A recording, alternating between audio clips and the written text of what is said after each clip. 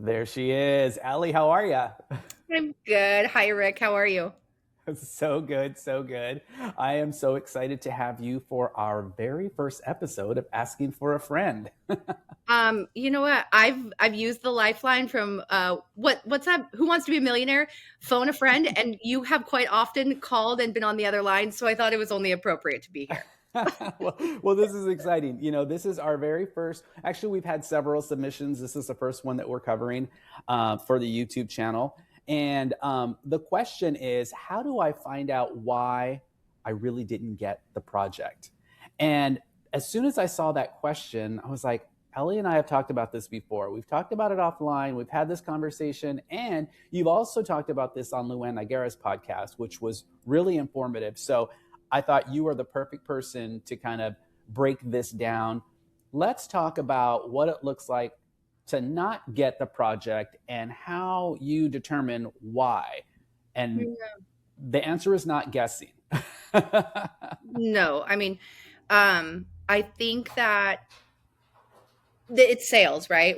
We are bound to get X amount of no's to get to a certain yes. So just having the mindset of like a no gets you that much closer to a yes, and how are we going to extract as much information out of this no to get that much closer to the yes is something that I would definitely recommend to rewire your brain when you get the no, to understand and say like, okay, how are we going to take a moment to reflect on this and be better for next time? What information and insight can we learn? So Because a no is still a learning experience. I mean, I can elaborate on that. We could talk more about that. I think that some of the most impactful changes that I've made in my business have come from no's. Like For sure. those, you can look at those moments as like kick the can and like, gosh, I'm not winning any work. Or you can say like, okay, what am I going to learn from this? How am I going to, again, be better next time? How am I going to change the fucking trajectory of how I pitch moving forward? I think it's just important to not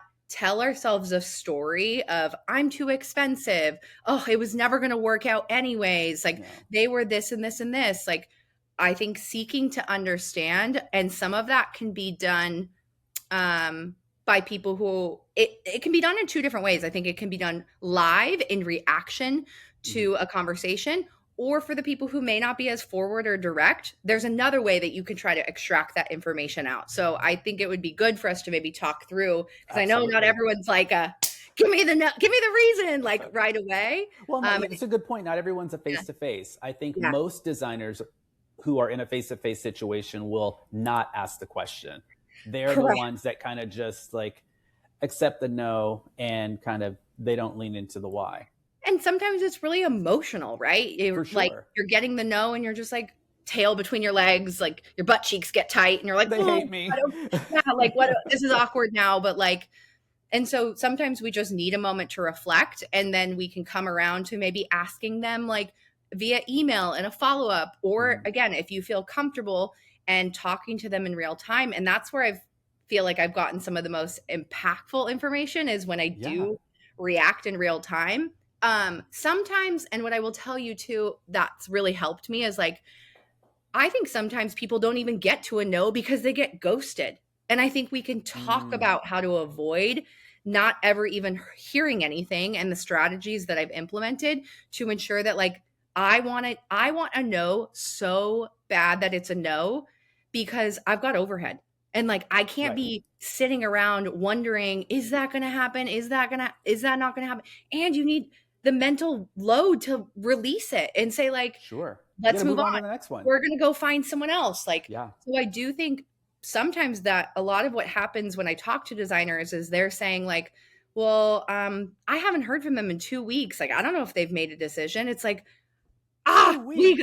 we gotta tighten that window, that emotional sales cycle window up here, okay? But I think that there's kind of three parts to all of this. Is like, like how do you avoid getting ghosted and getting the no? Because getting the no is good, Right. right? Absolutely. Two, how do you respond in the moment to getting the no? Or three, what other tactic, if you need time to digest, how can you get information from that no as well that may not be in real time? Because I know not everyone's like You know? Okay, thanks for the no. Let's talk more. They're like, I'm just gonna go to my car now.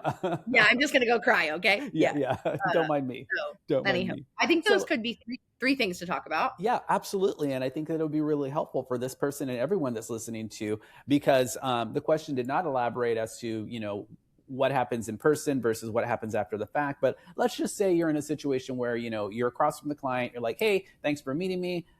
Are we ready to dial this in? And they come across and say, you know what, Ellie, it's a no for me. Yeah. What's the one thing that you recommend that you say to kind of bring closure to that conversation, but walk away with some information so that you're not walking away thinking they hate me, because they probably don't. They probably love you. Yeah. I think number one, we need to have a follow-up question. And I would highly encourage you that you don't start it with why a no or why not? Why not? Like why instantly makes people feel defensive. So like Mm-hmm. let's take the word why out of the vocabulary.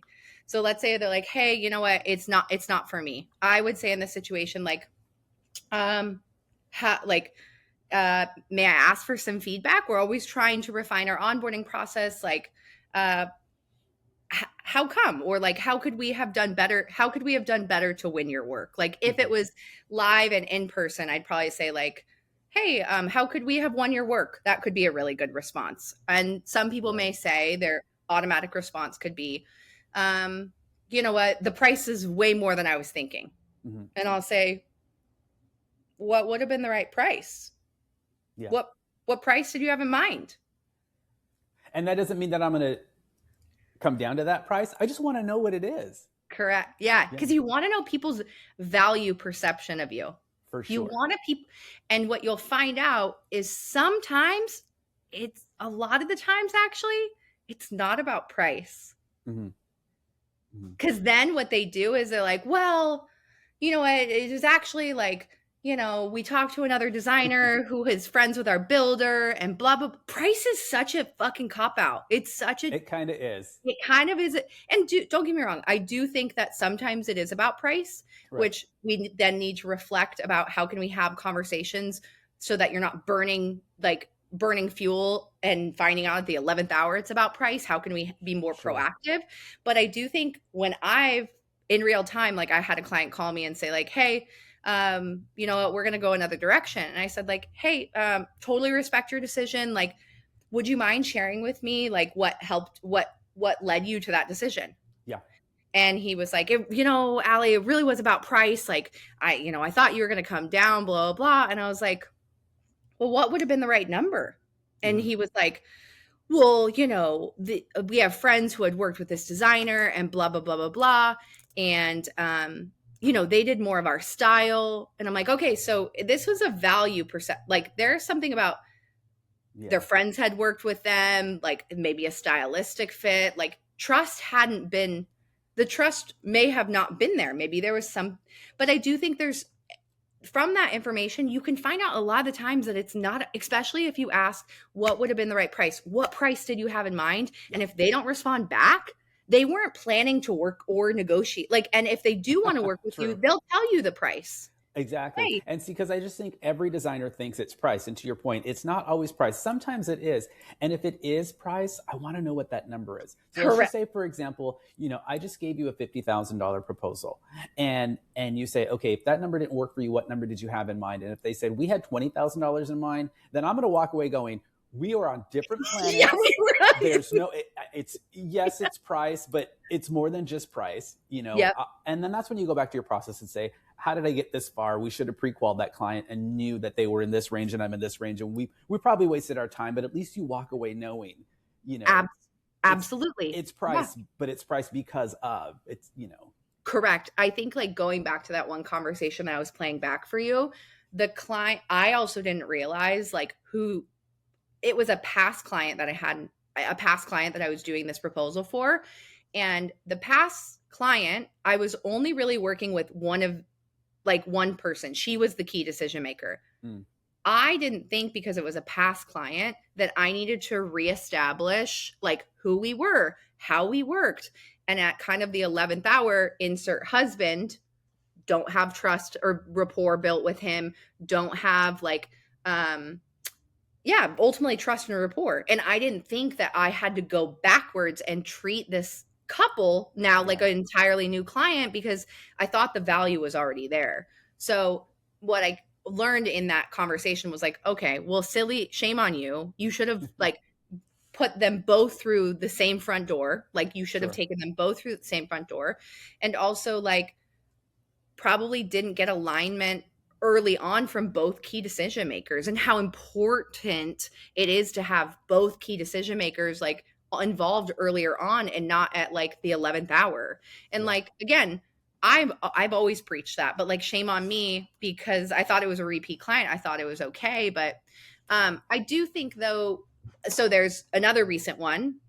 This one, the no was the no was delivered like via email because I got on basically. Okay, let me go backwards. So what I do is I'll send a I've actually kind of done two different styles of sending proposals lately, but I Mhm. used to meet with people in person and then I would say, "Hey, let's set up a follow-up call. Like, hey, I'm going to send you this proposal Wednesday, Rick. And how does Thursday look for you? Do you have a quick 15 minutes to jump on a call?" So I Yeah. send the proposal Wednesday. "Hey, sending this proposal. Please take time to review it. Looking forward to our call tomorrow." Okay?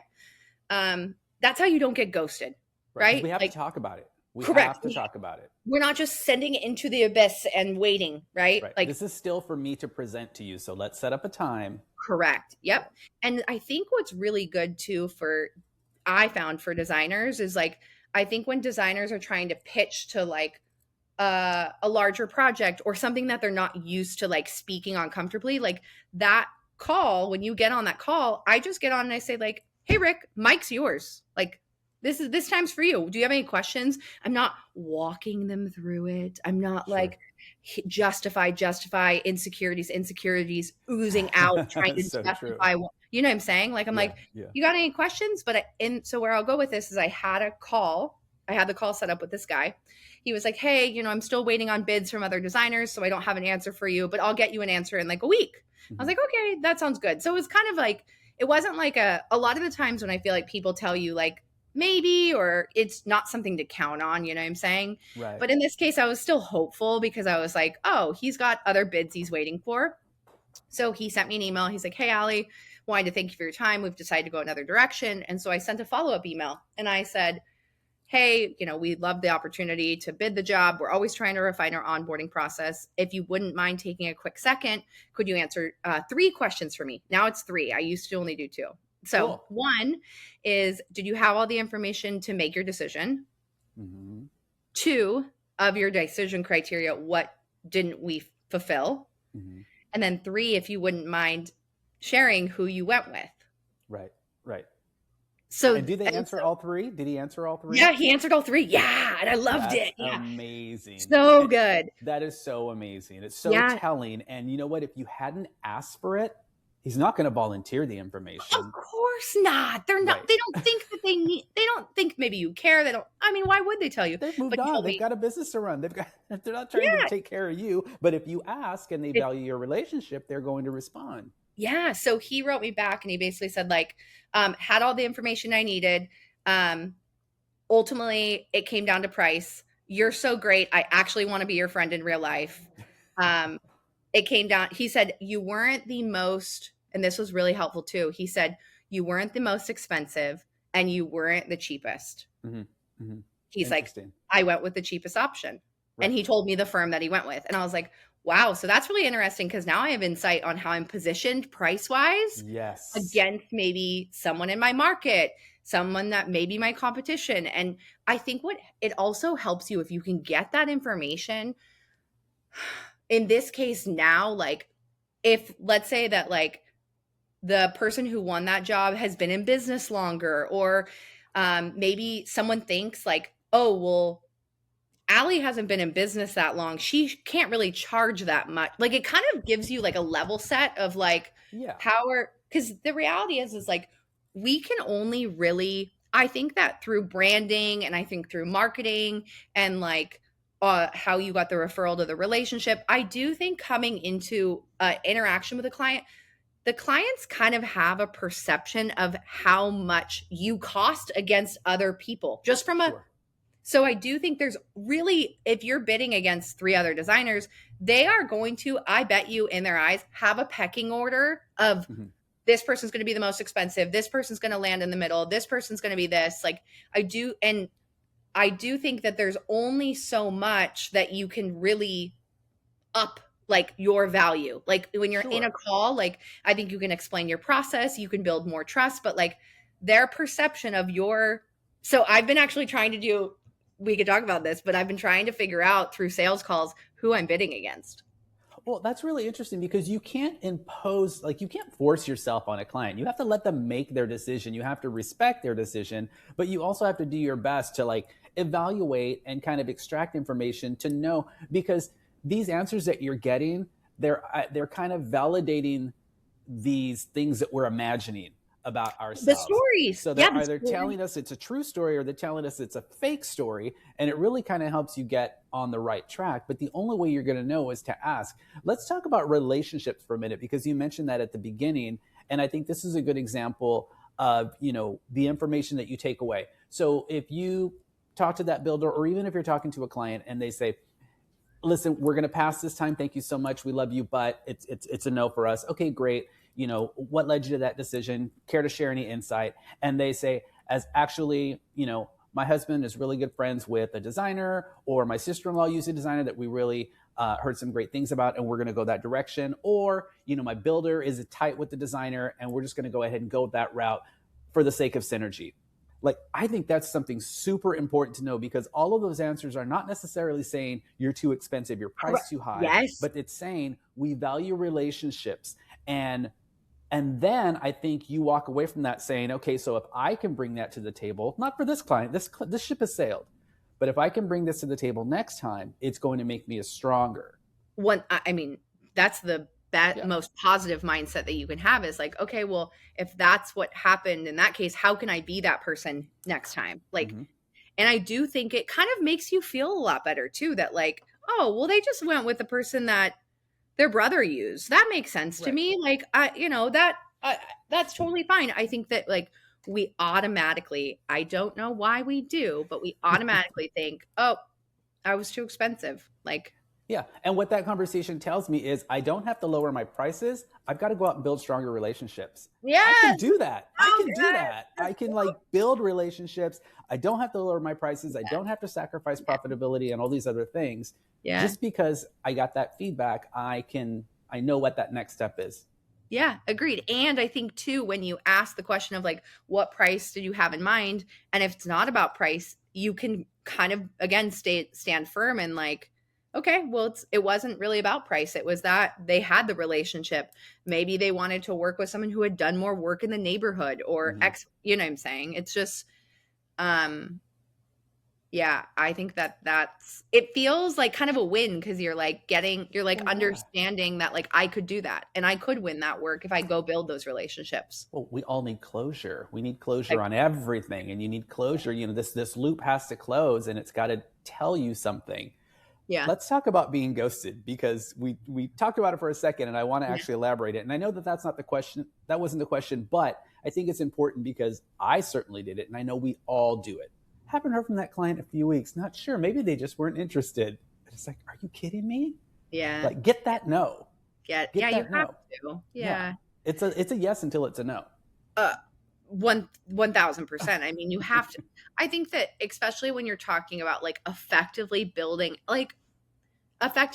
out your business model and knowing your conversion rate, right? You need to know how many no's you got last year so that you know if you need to do, I don't know, I'm just going to break it down very simple. If you need to do $2 million in top line and you went back and you looked at how many clients did you take on last year and the average price drop was 100 grand. Okay, I need 20 clients. Okay, well, how many clients do we need to talk to get 20 clients? How many no's do you have to get? You need to Right. know. A lot. Yeah, you need the no's. You need the data to be able to know if you can hire people, like how much money is going to go in your pocket. Like you need, and so I do think the faster you get to the no, you can learn something from it, move on, and like work towards like the deficit of why you didn't get that no, you can start working to, if you let 3 months go by and you don't even know that. What if someone told you, hey, I didn't really learn a lot in your onboarding process, and you just went 3 more months of doing the same fucking onboarding process that was terrible?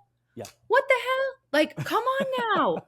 What, you know what I'm saying? Like, Well, the you're burning fact time. You're burning burning time and opportunity. And if you're trying to achieve that $2 million number and you just burn 3 months out of 12 months, guess what? You're upside down already. You're behind. for sure, if you're not seeking that feedback.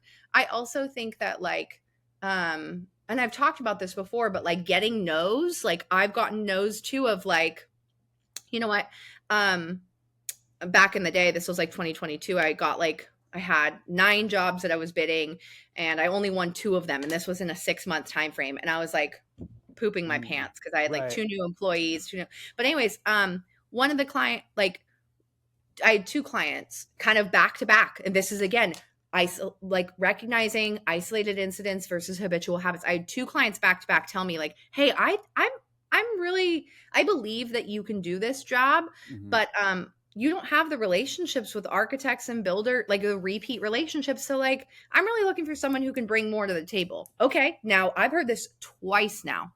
Right. So I start looking at, okay, I need to buy my time back and Mhm. go start meeting architects and builders. And like, Right.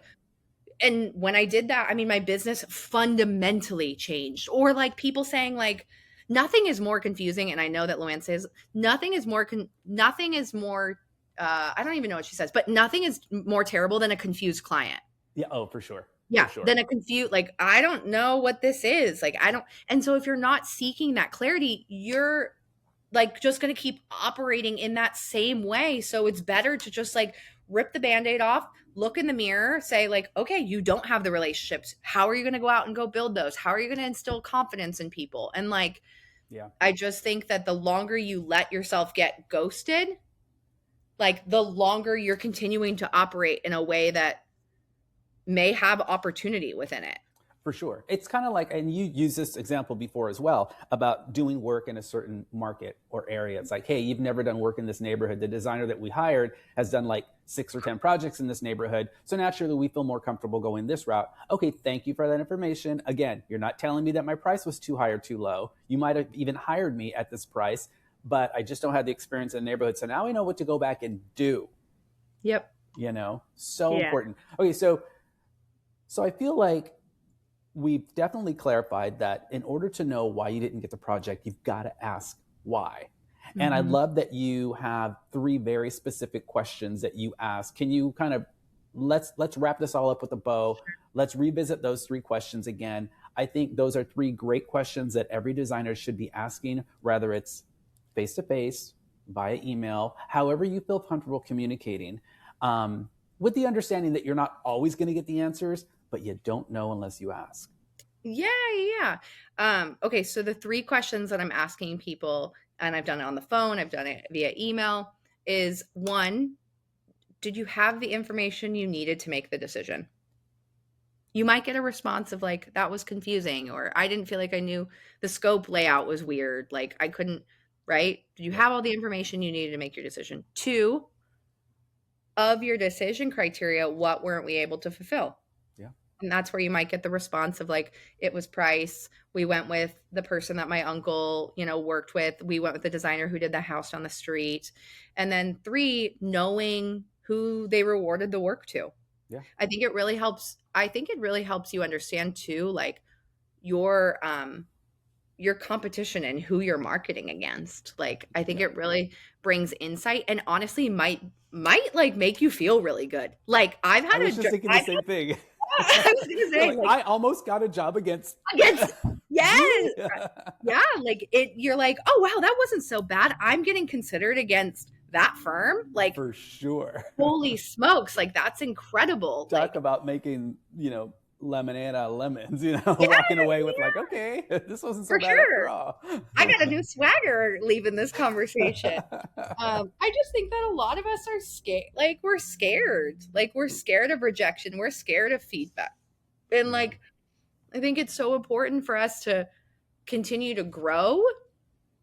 And like, if the plant isn't growing in that corner, fucking move it. Move it. Come on, people. Move the plant to where there's more sun, and like move the plant to a different. Don't let it just sit in that corner and die. You know. Right. Oh my gosh. Allie, this has been awesome. See, I knew this is exactly what was going to happen. And this is the whole intention of this new format, is just to have like this very targeted conversation about something very specific and just kind of drill into experiences, yours, mine, others, and, you know, to really help answer these questions and really continue to inspire and empower the design community, which you're so amazing at. So I appreciate you. Thank you so much for coming on. Rick, thanks for having me. Thanks for giving me the mic, sharing the mic with me, and always excited to be a part of what you're building and growing, because I just think the world of you. So anyhow. I appreciate you. And everyone out there that's watching, if you want to submit a question, go ahead and follow us on Instagram. The easiest way to submit that question is through direct message. So you should be following us on Instagram already. And if you're not, follow us on Instagram, put your question right into the direct messages, and we'll consider it for the next episode. Thank you guys for joining us. And thank you, Allie. Bye, guys.